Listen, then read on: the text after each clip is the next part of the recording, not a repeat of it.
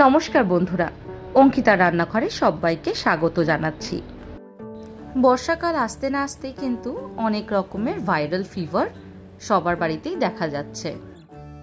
আজকে বানাবো chicken soup, যেটা খেলে কিন্তু মুখের স্বাদ অনেকটাই ফেরত পাবেন। যারা ডায়েট করছে তাদের জন্য কিন্তু এই রেসিপিটা খুবই উপকারী। প্রথমেই একটা কড়াইতে আমি 1 চামচ মতন বাটার দিয়ে দিলাম, আর তারই সঙ্গে 1 চামচ রিফাইন্ড অয়েল। এবার ছোট ছোট করে কিমা করে নেওয়া মাংসগুলোকে দিয়ে দিলাম।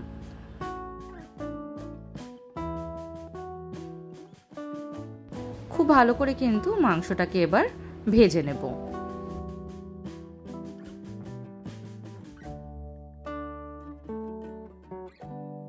গ্যাসের ফ্লেমটাকে মিডিয়ামে রেখে 5 মিনিটের জন্য ভেজে নিয়েছি।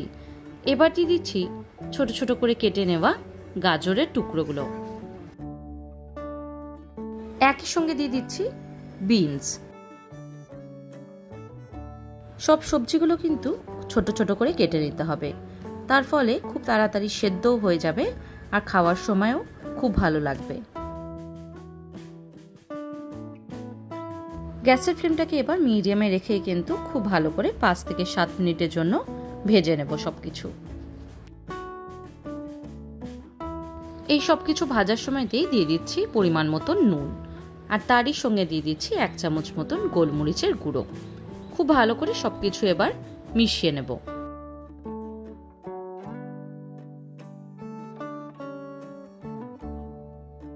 ভাজার সময় কিন্তু খেয়াল রাখতে হবে যাতে নিচে লেগে না যায় কোনোভাবেই।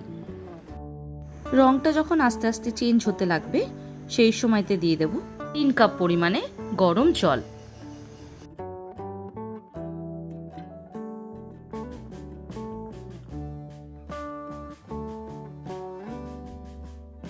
জলটা দিয়ে খুব ভালো করে এবার মিশিয়ে নেব, তারপর সেদ্ধ হতে দেব সব সবজিগুলো।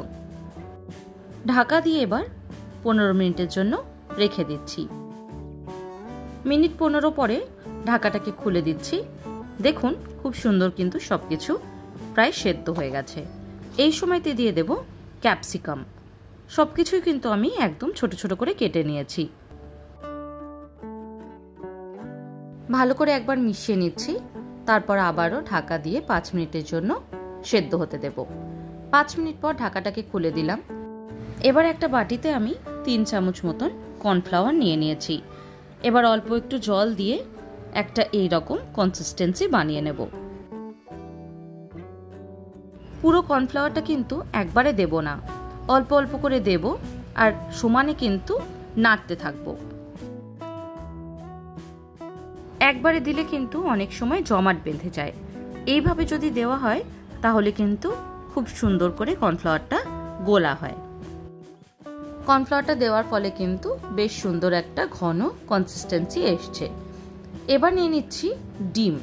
ডিমের যে সাদা অংশটা সেটাই শুধু কিন্তু ব্যবহার করব।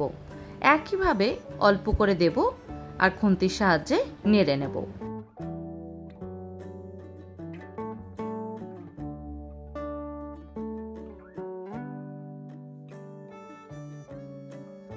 পুরোটা একবারে দিলে কিন্তু যেমন রেস্টুরেন্টে হয় সেমনি হবে না, তাই এইভাবে একবার বানিয়ে দেখবেন। খুব আলতো হাতে কিন্তু সবকিছু মেশাতে থাকবো। ডিমটা দেখুন আস্তে আস্তে করে ওপরে ভেসে আসছে। এই সময় দিয়ে দেব 1/2 চামচ মতন গোলমরিচের গুঁড়ো।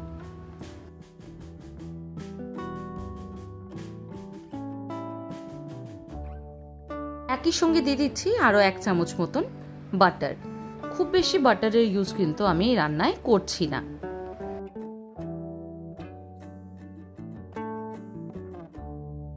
খুব ভালো করে এবার কিন্তু একবার ফুটিয়ে নেব।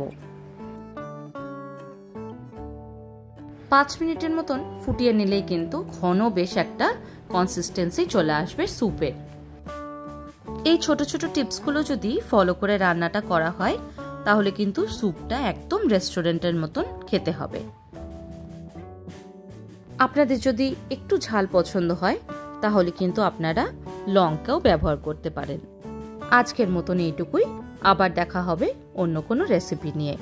ধন্যবাদ।